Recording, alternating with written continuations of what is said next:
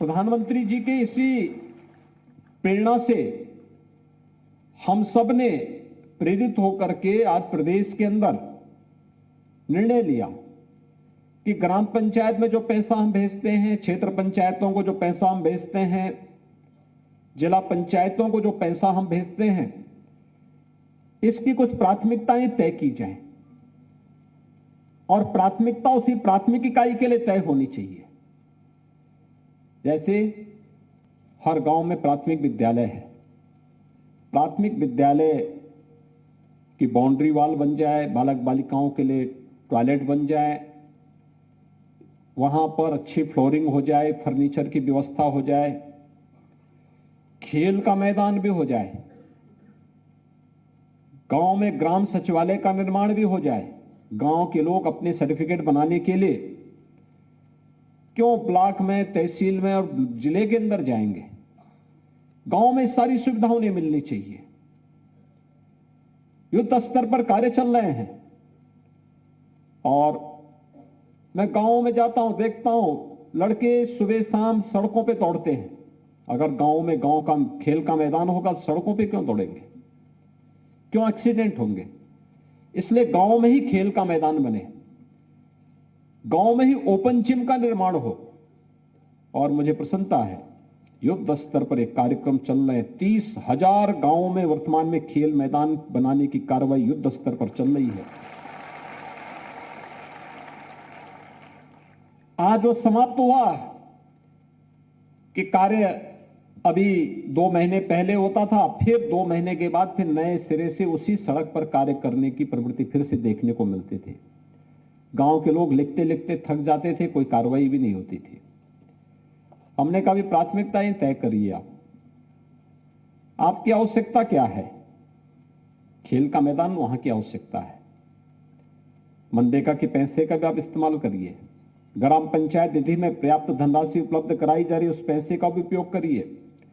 Open gym का निर्माण करिए, पुरुषों के लिए अलग करिए, महिलाओं के लिए अलग से करिए।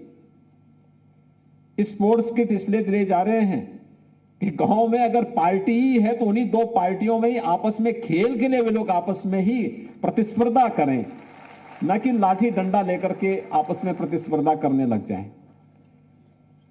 और या गायन की प्रतियोगिता को प्रोत्साहित करने के लिए गांव के लोग सामूहिक रूप से गाएं, सामूहिक रूप से खेलकूद की प्रतियोगिता में भागीदार बने, सामूहिक रूप से गांव में तमाम लोक कलाओं को प्रोत्साहित करने का कार्य करें। अभी आपने देखा होगा हमारी वीरभूमि महोबा से वहां की बालिकाओं ने, वहां की महिला मंगल दल ने युवा महोत्सव के अवसर पर कर्नाटक में कितनी अच्छी प्रस्तुति दी, राष्ट्रीय पुरस्कार उन्हें प्राप्त हुआ है। और सचमुच ये पूरा महिला मंगल दल इसके लिए बधाई का पात्र है।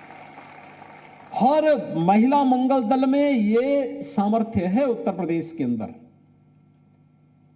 हर महिला मंगल दल में ये सामर्थ्य है। और महिला मंगल दल इन सभी गतिविधियों, आपको युवक मंगल दल इन सभी गतिविधियों के साथ साथ आत्मनिर्भरता के लक्ष्य को प्राप्त करने की दिशा में भी आप कार्य कर सकते हैं। यहां पे बुंदेलखंड से जुड़े हुए हमारे युवक मंगल दल और महिला मंगल दल से जुड़े हुए लोग आए होंगे। झांसी का बलेनी मिल्क प्रोड्यूसर आपने देखा होगा, लगभग 150 करोड़ रुपए का केवल दुग्ध कलेक्शन की कार्रवाई के साथ वे जुड़े हुए हैं। 150 करोड़ रुपए का वार्षिक टर्नओवर है उनका, 4 से 5 करोड़ रुपए का नेट प्रॉफिट है उनको, और हर सदस्य को 8 से 9 हजार रुपए का महीने का मानदेय भी वे लोग उसके माध्यम से देते हैं, और तब इतना प्रॉफिट है। यानी जहां चाहा वहां राह।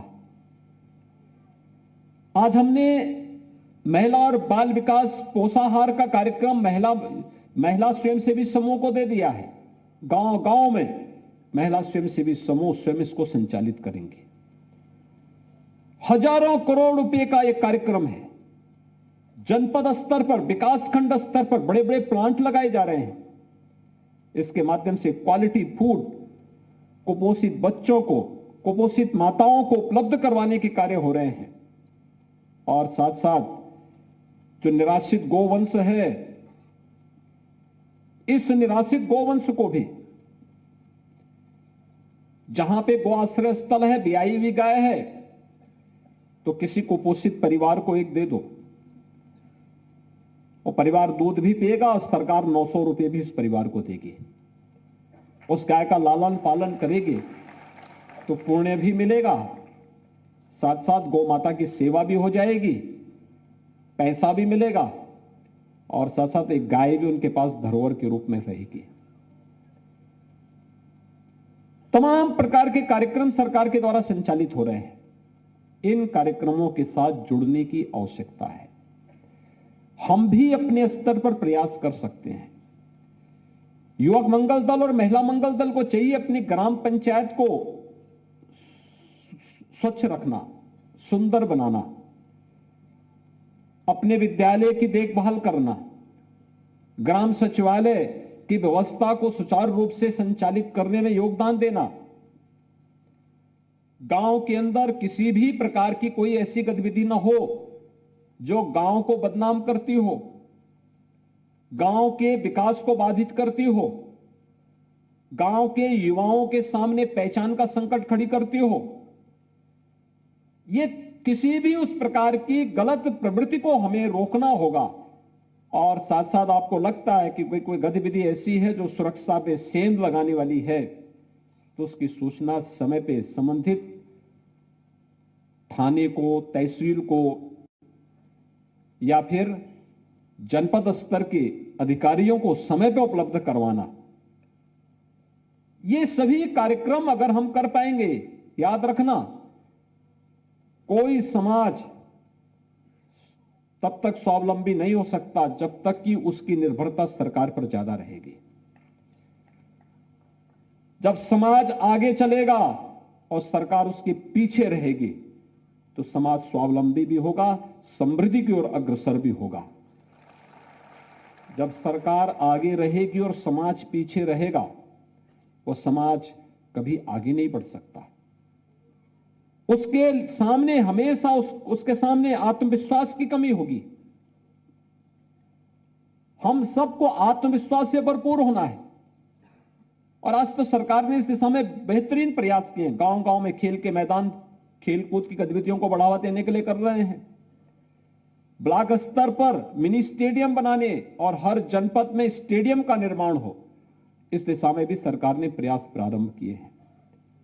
अच्छे कोचेस रखे जा रहे हैं। अंतर्राष्ट्रीय खिलाड़ियों को आज खेलकूद के लिए कोचेज के रूप में उन्हें 1.5 लाख रुपए मासिक उपलब्ध करवाने की कार्रवाई के साथ उन्हें जोड़ने की कार्रवाई भी की जा रही है। अनेक कार्यक्रम चल रहे हैं और मुझे प्रसन्नता है कि युवा कल्याण विभाग ने पिछले 5-6 वर्षों के अंदर एक नई स्पीड, अच्छी स्पीड पकड़ी है। ये जो स्पोर्ट्स किट आपको उपलब्ध कराई जा रहे हैं, रखने के लिए नहीं, अपने गांव में खेलकूद की गतिविधियों का एक आधार बनाइए। ग्राम पंचायत के साथ मिलकर खेल का मैदान बनाने के लिए उनको बाध्य करिए। खाली जमीन नहीं है तो कहीं जमीन को गांव के लोग थोड़ा थोड़ा इकट्ठा करके जिला प्रशासन के साथ मिल करके उसको खेल के मैदान के रूप में आरक्षित करिए। वो खेल का मैदान भी होगा। गांव के किसी भी शादी ब्याह या मांगलिक कार्यक्रमों के लिए भी एक आपके लिए आधार होगा।